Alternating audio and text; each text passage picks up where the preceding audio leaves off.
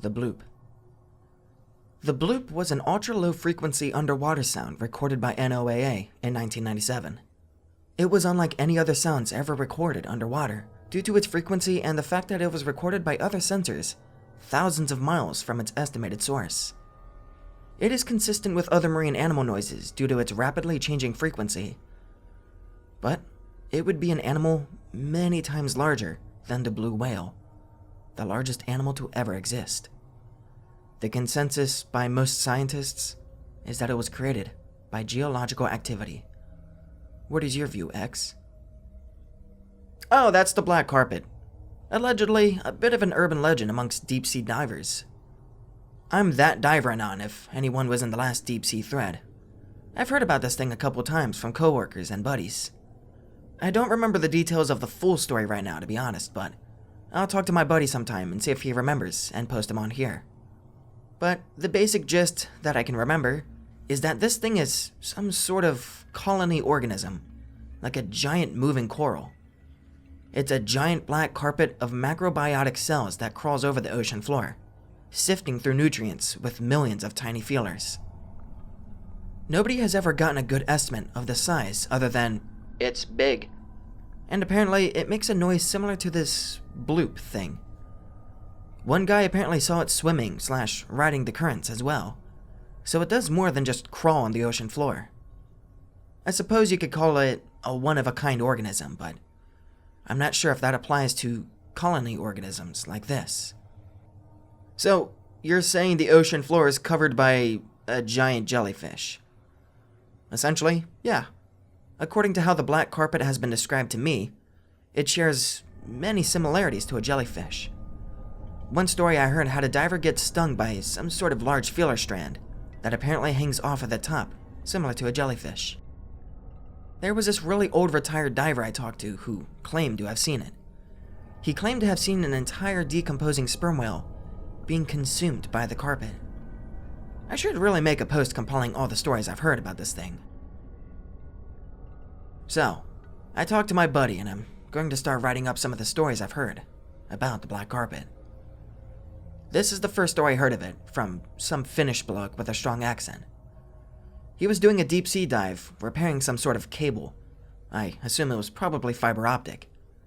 As he told it, initially he thought he was in the wrong spot because he couldn't find a cable anywhere. He starts searching and eventually finds one end. Just the one.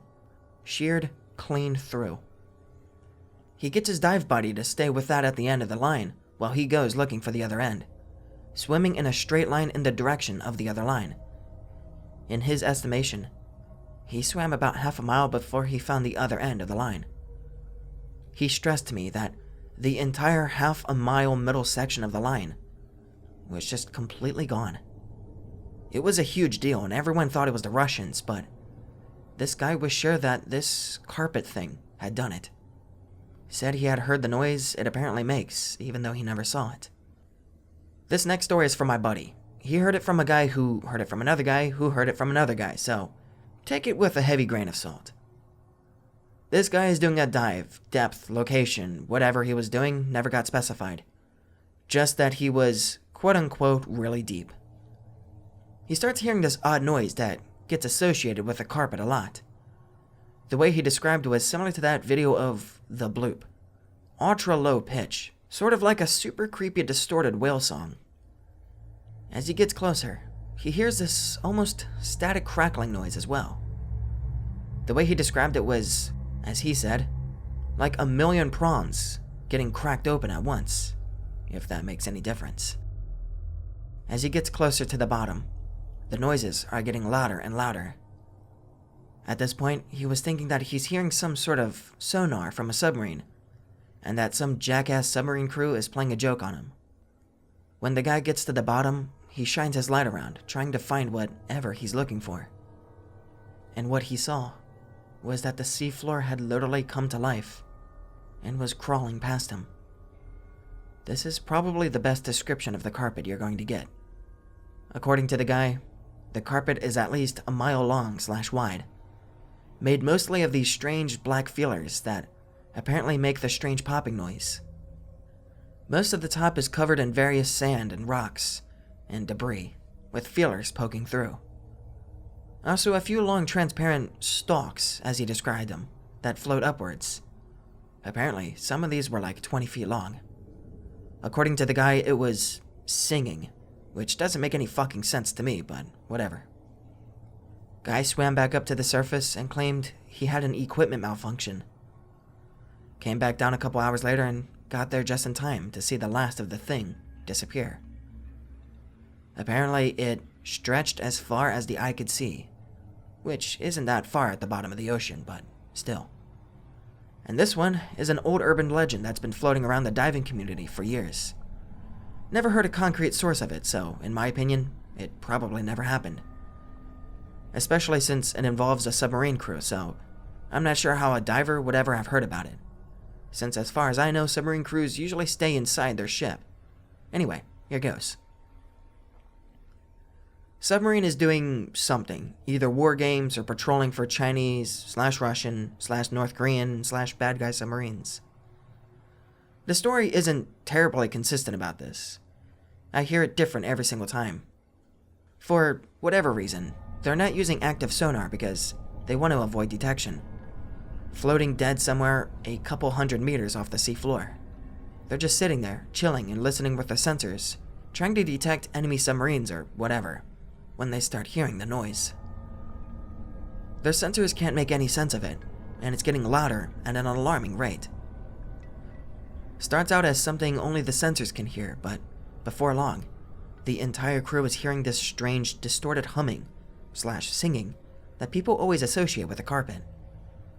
Captain thinks that the only explanation is that it's some sort of new sonar/jamming technology, and orders the sonar crew to send out a ping to locate the source of the noise. This is the part of the story that stays the most consistent. I assume because it's the most memorable. The sonar operator shouts out, "New sonar contact, bearing... Sir? What's our depth?" The captain replies, 500 meters, or whatever the depth the submarine is supposed to be at. The sonar operator replies, "But, sir, the sonar says the seafloor is 10 meters below us." The captain says that's nonsense, then walks over to the sonar station, checks the reading, then walks over to the helmsman and checks the depth, checks the nautical charts for where they are. Somehow, apparently, the ocean has gotten about 200 meters shallower. The captain orders another ping from the sonar to try and locate the source of the noise. Sonar operator speaks up again, concerned. "Sir, the ocean is getting deeper again." Captain asks him to repeat himself. "Ocean floor is, once again, at expected depth, sir." Captain takes a look for himself, and sure enough, they are no longer 10 meters above the ocean floor. There is also a very, very large dot on the screen behind the submarine. Captain asks what the large contact is. Sonar operator, "Equipment malfunction, sir." Captain pings again, just out of curiosity. The quote-unquote equipment malfunction has maintained its shape and is continuing to move away from the submarine. And apparently, taking the strange noise with it. Again, this is basically an old wives' tale amongst deep-sea divers, so take it with a grain of salt. It's possible that a submarine detected the carpet or whatever on sonar, and that's the origin of the story. But I highly doubt this actually happened.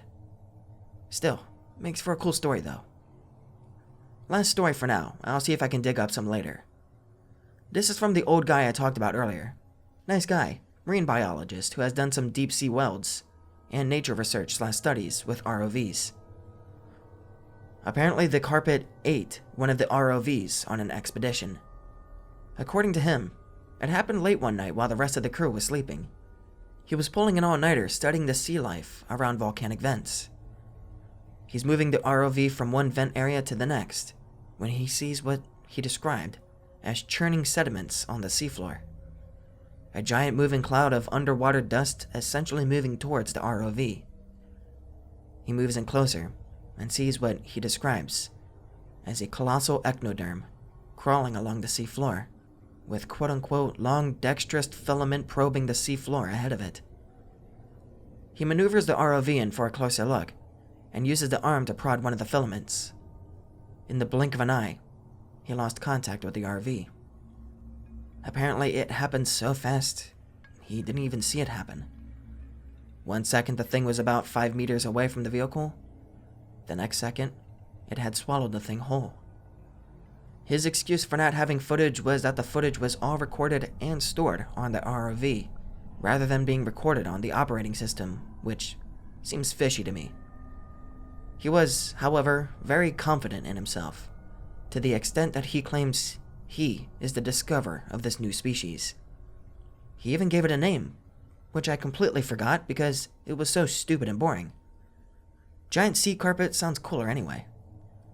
If it's similar to a jellyfish and is actually a colony of microorganisms, then it might be related to the Portuguese man-o-war. The way I've heard it described, it shares more similarities with a starfish or sea anemone than a jellyfish. The marine biologist guy who said he'd seen it had some interesting thoughts on what it was. His idea is that it's some sort of holdover/descendant from the very first invertebrate forms of life on Earth. He did a long talk about how coral is one of the oldest forms of life on the planet, and the reason why the ocean is the only place teeming with large invertebrate creatures is because that's where all life first evolved. In his mind, jellyfish and other sea invertebrates probably evolved from this thing, rather than vice versa. This giant sea carpet, or whatever, would have been one of the very first life forms to ever exist on Earth, technically making it one of our ancient ancestors. It's a pretty cool theory, all things considered. Way back in the mid-1980s, I read on a book on cryptids that there was something called the hide. Apparently, it was a flattish thing with eyes along the rim, about the size of a large cowhide, hence the name. From what I recall, the one observation was of such a creature rising up out of an underwater trench to absorb a shark who somehow become paralyzed by it. It was observed at some distance by a diver. Does any of that ring a bell to anyone? Supposedly it took place somewhere off the Pacific coast of South America. I've heard some people who claim to have seen that thing, or other similar things. A lot of stuff I've heard from other divers seems like they could be attributed to very rare/large siphonophores that live in the deep sea. What you're talking about was described to me as a sort of pancake-shaped creature that would hide under the sand with a single small, near-transparent tentacle floating upwards. A diver touched it, spasmed, and immediately, the creature rose out of the sand to devour him. Don't touch strange shit in the ocean, people. May as well go on a tangent and talk about some of the other stories I've heard that might be attributed to siphonophores. There was this one cranky old retired diver who swore he'd seen a sea monster of unfathomable size on a dive once. I always assumed he was full of shit, but the way he described it sounds a lot like a siphonophore. The story went something like this. He was on a dive doing something that I've forgotten when he sees an absolutely giant tentacle stretching up from the nearby drop-off. The thing was so huge he couldn't see, quote-unquote, no beginning nor end to it. And so now he goes around constantly claiming to have come within a hair of devourment by a gargantuan sea leviathan of unfathomable proportion. And yes, that is exactly how he talked. Looking into these siphonophores, it makes total sense that something like this could exist. Though it would be less of a sea monster, and more of a giant serpentine jelly blob sifting through plankton and floating nutrients.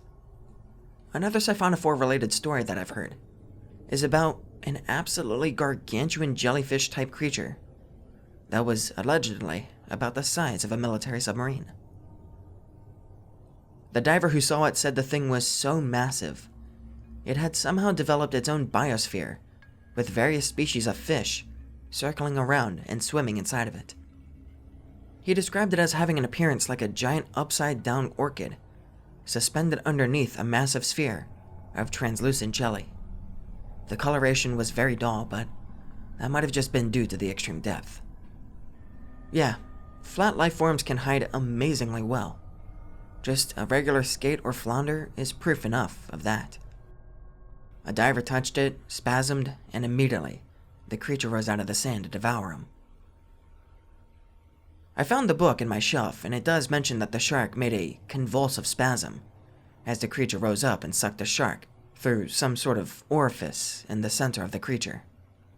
Source: Living Wonders, Mysteries, and Curiosities of the Animal World. Authors: John Mitchell and Robert J. M. Richard. This story is off on a bit of a tangent, very much out there in terms of believability. It's not a very widespread of widely believed story, mostly because of how crazy/supernatural it is. If you work as a diver for long enough, you're bound to run into a few people like this. Ultra superstitious guys who believe in all sorts of curses, bad luck, sea monsters, and etc. A common belief you'll find among many of them is this sea deity/god/demon called Davy Jones, who roams the seafloor searching for divers or sailors who have displeased him for one reason or another. Whenever someone or something is lost at sea and never discovered, that means Davy Jones has got it. What makes this X-related is the description one guy gave me of this Davy Jones, because it's pretty spooky. The guy claimed to have seen on one of his dives a trail of giant footprints, approximately as long in length as he was tall. So, about 5.5 feet long, since the guy was pretty short. And though he'd never seen it himself, he claimed that one of his friends had. This Davy Jones was a bipedal humanoid that stood over 200 feet tall, on tall stalk-like limbs that was walking along the seafloor, kicking up great clouds of sweat behind him as he walked. According to this guy, to look him in the face is instant death, for his visage be too horrifying for any mere human to behold. He was probably just fucking with me, but it's still a cool spooky story to put on here for you lads.